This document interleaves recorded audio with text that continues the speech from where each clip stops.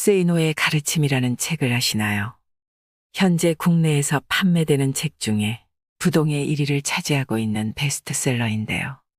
한국에서 무일푼으로 시작해 부채 없이 천억대 자산가가 된 55년생 세이노 씨의 생생한 부자지침서입니다. 부자가 되고 싶은 사람들이 이 책에 그토록 열망하는 이유는 무엇일까요? 세이노의 의미는 현재까지 믿고 있는 것들에 대해 노라고 외치며 제대로 살아가라는 뜻이라고 합니다. 즉, 고정관념에서 벗어나라는 메시지가 담겨 있습니다.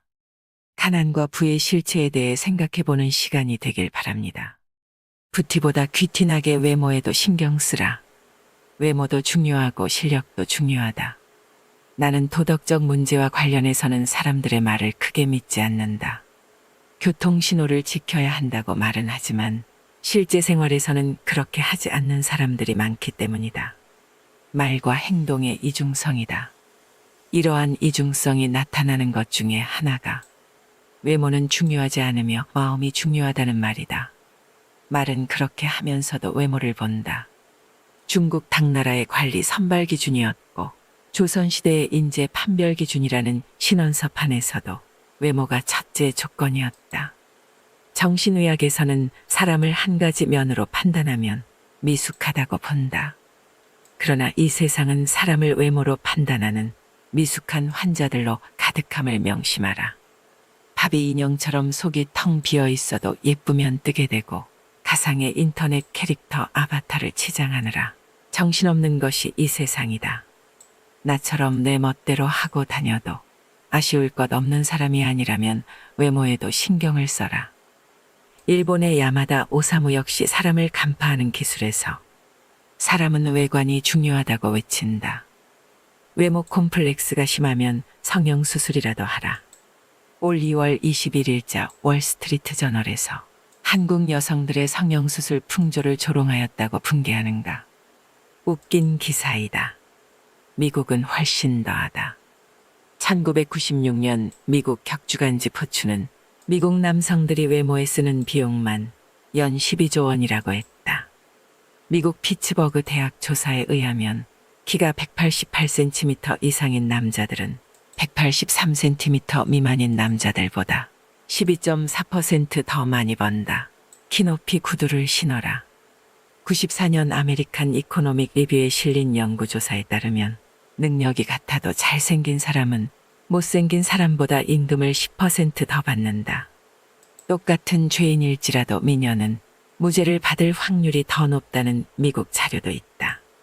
정신병동 같은 이 세상에서 살고 있는 한 변신하라. 의사전달 효과 역시 55%는 몸짓, 표정과 시선에 의존하며 38%는 목소리 톤에 그리고 7%만이 발표 내용에 의존한다고 한다. 머리 손질과 의상, 말투로도 당신은 변할 수 있다. 이때 부티를 내지 말고 귀티가 나도록 하라.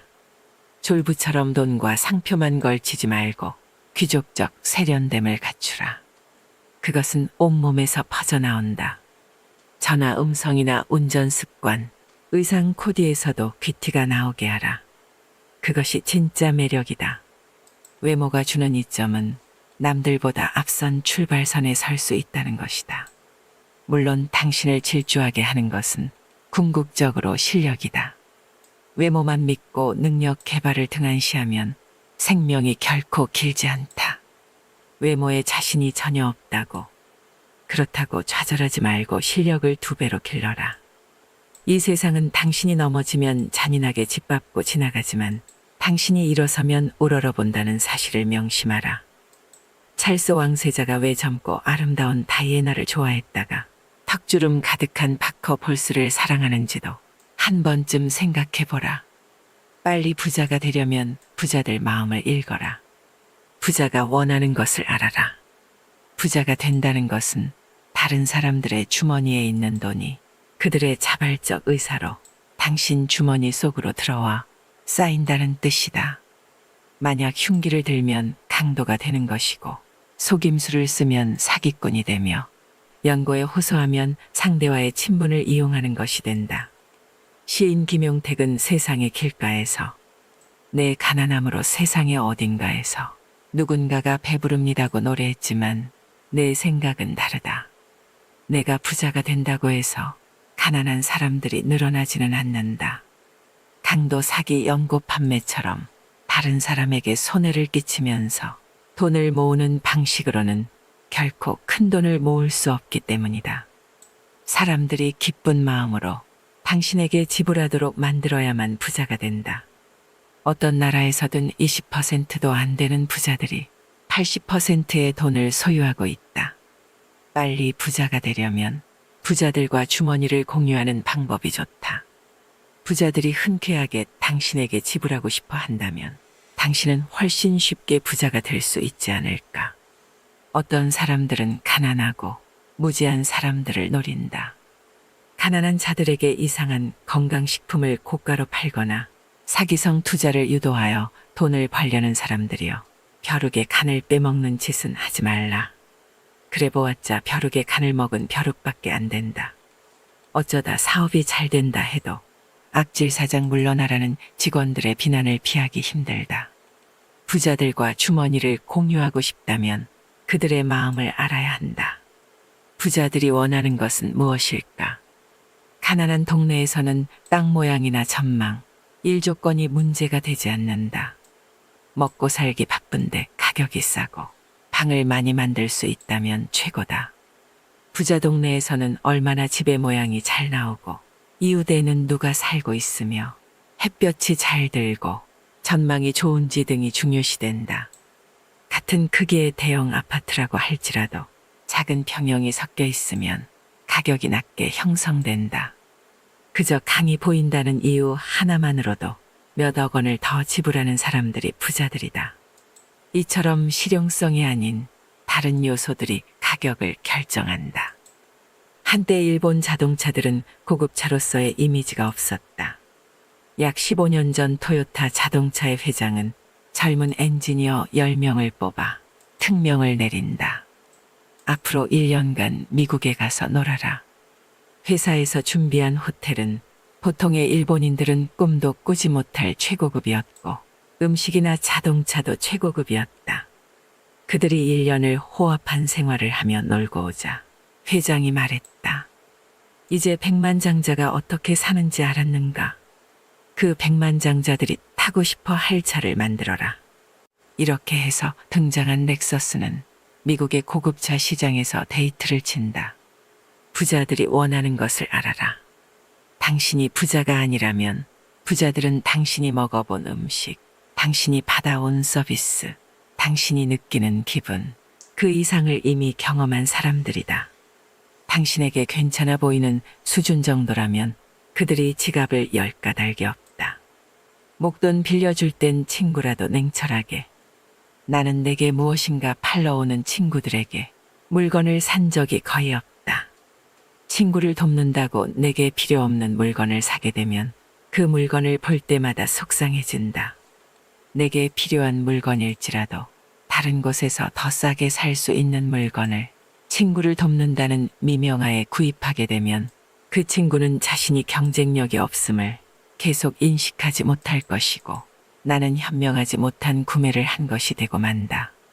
내가 택한 대안은 형편이 어려운 친구에게 물건 판매 수당 이상의 현금을 주는 것이었는데 보통 100만 원이었다. 조건은 나중에 돈을 벌면 다른 어려운 친구를 도우라는 것이다.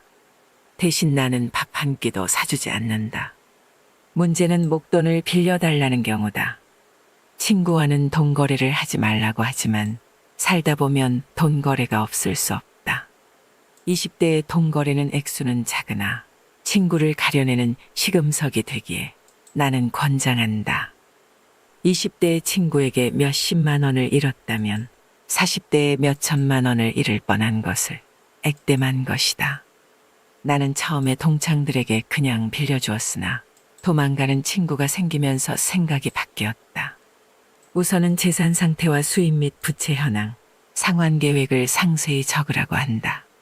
지갑 속에 신용카드가 많거나 카드 사용 내역에서 소비성 지출이 많으면 반드시 담보를 요구한다. 사업가 친구인 경우에는 회사의 격리 자료들을 세무조사하듯 본다. 경영에 약간의 문제라도 보이면 담보를 받는다. 새로 사업을 하는 친구인 경우에는 그의 성격을 생각한다. 사채놀이는 안 하지만 은행이자 수주는 요구하며 그 이자로 같이 한잔하기도 한다. 그 어떤 친구가 부탁을 해도 보증은 함부로 서지 말고 아무리 이자가 많아도 가진 재산의 상당액을 어느 한 친구에게 몰아서 빌려주지는 말라. 그 친구 때문에 당신 가족이 눈물을 흘리게 될 수도 있다. 전문직에 종사하는 친구들이 목돈을 빌려달라는 경우는 조심하라. 그들이 갑자기 떼돈을 벌어 목돈을 갚을 수 있게 될 확률은 낮다. 부득불 큰 돈을 빌려줄 경우에는 부동산 담보를 받아라. 그 담보물에 선순위 관리자들이 많다면 당신 돈은 곧 사라질 확률이 크다. 약속어음 공증을 받으면 좋지만 친구에게 재산이 없으면 월급이나 차팔 정도인데 다른 친구들이 친구에게 너무한다고 당신을 욕할지도 모른다. 친구가 급히 큰 돈을 빌려달라고 할 때는 그가 설명하는 말을 절대로 액면 그대로는 믿지 말라. 그가 거짓말을 하는 것이 아니라 그의 상황이 거짓말을 낳는다. 친구를 믿는 것은 좋지만 친구가 처한 상황은 믿지 말라. 그 친구도 미래 상황은 모른다. 고의적인 경우도 있겠지만 많은 경우에서는 친구가 속이는 것이 아니라 그의 미래 상황이 당신 돈을 못 갚게 만들며 우정도 버리게 함을 명심하라. 친구로부터 빌린 돈을 못 갚았다고 절대 자취를 감추지 말라. 연락이 두절되면 곧 소문이 퍼지게 되고 당신이 빚지지 않은 친구들마저 등을 돌린다. 당신에게는 업계에 친구가 많다고 적이 없다고 그것을 자랑하지 말라. 그것은 곧 모든 사람들이 당신을 대단치 않게 여긴다는 뜻일 수도 있고 경쟁 대상도 안 되는 만만한 사람이라는 뜻일 수도 있다. 내가 어느 직원을 사람 하나는 좋다고 말한다면 그가 일은 지독히 못한다는 뜻이다.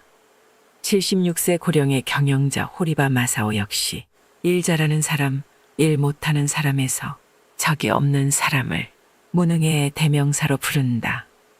예수에게도 적이 무수히 많았다. 승자에게는 적이 많고 패자에게는 친구가 많은 법이다. 어느 나라에서 정치나 경제가 제대로 굴러가지 못한다면 그 이유는 정치인들이 적을 만들지 않으려고 하고 인기와 영합하여 욕을 먹으려 들지 않기 때문이다. 말이 통하지 않을 땐 침묵하라. 말이 통하지 않는 사람이 있음을 인정하라. 살다 보면 여러 가지 갈등으로 인해 마주치기조차 싫은 사람들이 주변에 생기게 마련이다. 이런 경우 서로가 마음을 열고 대화를 해야 한다고 말하지만 아무리 얘기를 나눠도 매듭이 풀리지 않거나 대화 자체가 이루어질 수 없는 경우가 발생한다. 왜 이런 상황이 발생하는 것일까? 인간관계에서 갈등이 생겼을 때 사람들의 반응을 나는 4가지 유형으로 구분한다. 첫째는 갈등이란 있을 수 없다고 생각하는 형이다. 문제 자체를 없었던 것으로 하자고 하면서 좋은 게 좋은 거 아니냐는 식으로 덮어버리려고 한다. 대부분의 문제를 사소하다고 여기고 보다 더 큰 명분, 이를테면 화합, 사랑, 애국 같은 명제 밑에 모이라고 한다. 싸운 학생들을 억지로 악수하게 하는 선생도 이 경우에 속한다. 부모는 자식들 간의 갈등을 주로 이런 식으로 해결하려고 한다. 표면적으로는 갈등을 제거한 듯 보이지만 안에서는 계속 골마간다. 둘째는 문제의 본질과는 상관없는 권위나 지위에 의존하는 형이다. 문제를 일으킨 사람이 윗사람일 경우 주로 나이가 몇 살이냐, 어떻게 대들 수 있느냐는 식으로 말한다. 아랫사람이 잘못을 저질러 윗사람에게 야단을 맞았을 때 어떻게 그렇게 비인간적으로 야단칠 수 있느냐는 식으로 윗사람을 오히려 비난하는 경우 역시 이 부류에 속한다. 여자와 싸우다가 여자가 왜 그래라며 윽박지르는 남자들도 이 부류이다. 셋째는 다른 사람들에게 호소하는 형이다. 이런 사람들은 평상시에는 당사자에게 태연하게 행동하면서도 다른 사람들에게 자기 하소연을 늘어놓는데 오해와 과장, 축소나 은폐, 모함이 따른다. 그러나 나중에 무슨 말을 했었는지도 제대로 기억을 못하거나 딱 잡아댄다. 당사자와 직접 이야기하는 경우는 드물며 오해가 풀어져도 사과하거나 반성하지 않는다. 다중인격적인 면모를 갖고 있으며 가장 멀리해야 할 대상에 속한다. 넷째는 책임을 밝히려고 하는 형이다. 보통 사람들은 입으로 직접 거론하기 힘들어하는 것들도 거침없이 끄집어내어 밝히고자 한다. 연장자들을 당황하게 만들며 상대방에게 서운함 혹은 괘씸함을 안겨주기도 한다. 자기 주관에 따른 이분법적 사고가 강하다. 자식에게 우리 대화하자고 해놓고 자식이 무슨 말을 하면 오히려 야단을 치고, 그래서 자식이 침묵하면 이제는 말을 안 한다고 야단치는 부모도 이 유형에 속한다. 이러한 유형들은 누구에게나 조금씩 섞여 있으나 갈등이 발생하게 되면 어느 한 유형이 집중적으로 표출된다. 갈등에 대한 유형들이 서로 다를 경우에는 어느 한쪽이 백기를 들어야 화해가 이루어지지만 표면적인 것에 불과하다. 누군가와 갈등이 있다면 자신과 상대방의 논리 유형을 파악하라. 서로 다른 유형이라면 차라리 더 이상 만나지 말거나 그것이 어려우면 침묵하는 것이 서로를 위해 좋다. 당신에게는 당연한 말이 상대에게는 전혀 그렇지 않기 때문이다. 말이 통하지 않는 사람이 있음을 인정하며 살자는 말이다. 세이노의 성공담. 이생망이라는 단어가 있다. 이번 생은 망했다라는 뜻이다. 정말 그럴까? 노력은 정말 개소리일까? 중산층 이하의 가정에서의 자녀들이 자신들의 처지를 부잣집 자녀들과 비교하면 그럴 수 있다. 가난한 집 자녀들의 경우에는 더더욱 그럴 수 있다. 그런데 잠깐만.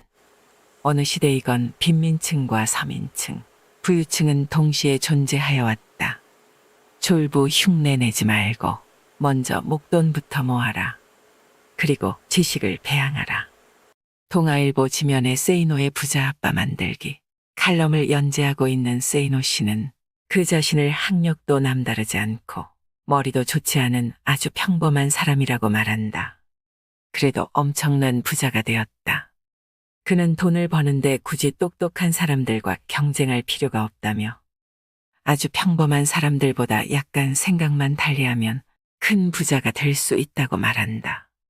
그가 굳이 필명을 고집하고 자신을 드러내지 않는 것은 IMF 사태 직후 모 언론에 당당하게 외제차를 몰고 다닌다고 말한 이후 온갖 협박 전화를 받고 아이들 학교에서도 문제가 됐기 때문이라며 사람들의 의식부터 바뀌어야 돈을 벌 수 있고 사회 풍토가 바뀌어야 부자 나라가 될 수 있다고 강조한다. 돈 버는 노하우가 언제, 어떻게 해서 보이기 시작했는가? 처음에는 그저 돈만 쫓아다녔다. 사람들을 만나면 그저 내 호주머니를 불려줄 수단으로 생각했다. 그것이 잘못이었다. 나부터도 나를 어떤 수단으로만 보는 장사꾼에게 물건을 살 마음은 생기지 않으니까. 돈을 번다는 것은 다른 사람들의 호주머니 속에 있는 돈이 그 사람의 자발적인 의사로 내 호주머니로 옮겨지는 것이다. 그러기 위해서는 먼저 고객의 불편함을 파악하고 정말로 섬기는 자세가 필요하다. 양반 정신을 버리고 머슴 정신을 가지면 된다. 사람들이 돈을 벌지 못하는 이유는 머슴 정신이 없기 때문이다. 아울러 철저한 신용을 다져나가고 약속을 이행했다. 약속을 지키느라 손해를 본 적이 한두 번이 아니다. 강의용 음향기기 설치 사업을 시작했을 때의 일이다. 사업 시작 첫 해에 수혜가 났다. 다른 사람들 같으면 천재지변이므로 책임이 면제된다고 주장하겠지만 나는 무료로 다 수리해 주거나 신품으로 바꾸어 주었다. 몇 천만 원의 손해가 났지만 바로 이 고객들이 모두 나의 영업사원처럼 선전을 해주는 바람에 1년 후에는 수억 원을 벌 수 있었다. 또 품질을 남들보다 10%만 더 좋게 하면 가격은 몇십 퍼센트 더 받을 수 있다. 국산 만년필과 몽블랑 만년필을 비교해보라. 품질이 100배 더 좋아서 가격이 100배 더 비싼 것은 아니다. 아울러 경쟁이 치열한 쪽에는 전혀 가지 않았다. 이른바 멋있고 폼나는 분야에는 똑똑한 사람들이 많이 들어와 같이 싸우기 때문에 보통 사람들은 언제나 패자가 되고 만다. 그러나 경쟁이 약한 분야에 가게 되면 그저 나 같은 보통 사람들이 들어오는 경우가 많으므로 그들보다 조금만 노력하면 이길 수 있었다. 여러 번 사업에 실패했다는데 어떻게 재기했는가? 나는 정말 빈손으로 시작했다. 처음에는 보따리 장사부터 시작했고 28세에 집도 샀지만 2년 후 몽땅 말아먹고 다시 빈털터리가 됐다. 하지만 원래부터 가진 것이 없었기 때문에 잃은 것도 없다고 생각하고 다시 시작했다. 영어를 조금 했기에 하루에 15시간씩 번역 일을 하면서 생활비를 모았고 그 이전에 닦아놓은 신용을 근거로 자금을 모았다. 내게 돈을 빌려준 사람은 친척이나 친구가 아니라 모두 사회에서 만난 사람이다. 담보 없이 돈을 빌릴 정도로 내 신용은 철저했다. 나는 남들이 잘 모르거나 불편해하는 것을 찾아다닌다. 그것들이 돈이 된다. 나는 남들이 모르거나 불편해하는 것을 해소해주고 대가를 받는 구조체를 만드는데 열중했다. 내가 아는 영어 지식이 85년부터 나타난 16비트 컴퓨터와 연결되니까 그것이 무역으로 연계되고 나중에는 유통까지 연계됐다. 모든 사업은 3년이 고비라는 것을 그때 알았다. 3년만 몰두하면 내가 몰두하지 않아도 돈이 들어오는 구조체의 뼈대는 완성된다. 그러나 사람들은 보통 2년을 못 견디고 넘어지는데 회수의 진을 치지 않기 때문이다. 나는 어떤 일을 하든지 회수의 진을 치고 죽기 아니면 까무러치기로 덤벼든다. 재기 이후 큰 돈은 어떻게 벌었으며 어떻게 유지하고 있나. 정보를 가공하는 일을 통해 큰 돈을 만지기 시작했다. 컴퓨터 음향기기 무역 유통을 통해서도 돈을 벌었고 그것을 다른 사람들처럼 재테크를 통해 불려왔다. 이때 나는 나보다 더 부자인 사람들의 말만 믿었다. 재테크 전문가라고 해도 나보다 부자가 아니면 반신반의했다. 부동산 경매도 내가 직접 공부하고 직접 결정했다. 증권도 마찬가지다. 전문가들 의견은 그저 참고하는 정도다. 지금도 공부는 계속하지만 습관일 뿐이고 더 부자가 되고 싶은 마음은 없다. 그런데도 자꾸 돈이 불어나는 것은 다른 사람들이 몰리는 길에는 잘 가지 않기 때문인 듯하다. 사람들이 코스닥에 몰릴 때 나는 얼씬도 하지 않았다. 평범한 사람들이 부자가 될 수 있는 가장 중요한 방법과 마인드는 무엇인가? 졸부 흉내를 내지 마라. 기름값이 조금만 올라도 허리띠를 졸라매야 하는 상황이라면 기름값이 쌀 때 미리 졸라매며 살아야 한다. 그렇게 목돈을 만들어 놓아야 한다. 전쟁이 났다고 생각하고 철저하게 생존 능력을 배양해라. 결국은 지식을 배양해야 한다. 고민이 있다면 10분 이상 하지 마라. 어떤 고민도 사실상 10분 이상 하지 못한다. 그런데도 많은 사람들이 걱정에 빠져 산다. 오로지 문제 해결 방안만 찾아라. 부자가 되는 것은 천재들이 아니라 바로 다른 보통 사람들과 경쟁하는 것임을 잊지 마라. 미리 겁먹을 필요가 없다. SBS 그것이 알고 싶다. 311회 인터뷰. 어떤 사람은 돈을 벌고 어떤 사람은 돈을 못 버느냐는 거예요. 그러면 그 차이가 어디 있냐는 거예요. 재테크를 잘해서요. 천만의 말씀입니다. 일단은 종잣돈이 있어야 되고 여유자금으로 할 수 있는 자금이 있어야 됩니다. 여유 자금이 없게 되면 투자를 하더라도 시간에 쫓기게 됩니다. 모든 투자에서 시간에 쫓기지 않습니까? 그러면 그 투자는 망하고 맙니다. 누구한테 돈을 기증하는 셈이 되느냐? 저같이 여유자금으로 투자하는 이른바 큰 손들이 전부 그 돈을 노립니다. 빚을 내서 한 것은 이것은 재산이 아니에요. 이건 빚입니다. 세이노는 피보다 진하게 살아라는 철학을 우리에게 전합니다. 자본주의 사회에서 돈 없이 살아갈 수 있는 사람은 없습니다. 이 사회에서 돈은 마치 피와 같기 때문이죠. 피가 우리 몸 전체를 순환하며 생명을 유지시키듯 돈은 돌고 돌아야 합니다. 그래서 저자는 피가 부족한 이를 위해 피를 나누듯 이 책을 썼다고 합니다. 이 책을 읽는 이들이 삶을 살아가는데 필요한 지혜를 수혈받길 바라는 마음이겠지요. 세이노 사전에서 노력이란 힘들고 어려운 일일수록 치열하게 열심히 해내는 것이라 합니다. 하지만 세이노는 말합니다. 직접 겪은 자만이 알 수 있는 단 한 가지의 결말은 돈보다 소중한 것이 너무도 많다는 사실을 깨닫는 것이라고 말이죠. 그것은 어디에 누구든 어떤 이유로든 살아가면서 소중한 걸 포기하지 않는 세상이 되길 바라는 마음이 더 크기 때문일 것입니다. 우리 구독자 여러분들, 오늘도 행복하시길 바랍니다. 이상으로 인생의 품격이었습니다. 하루하루 당신의 품격이 더 빛나길 바랍니다.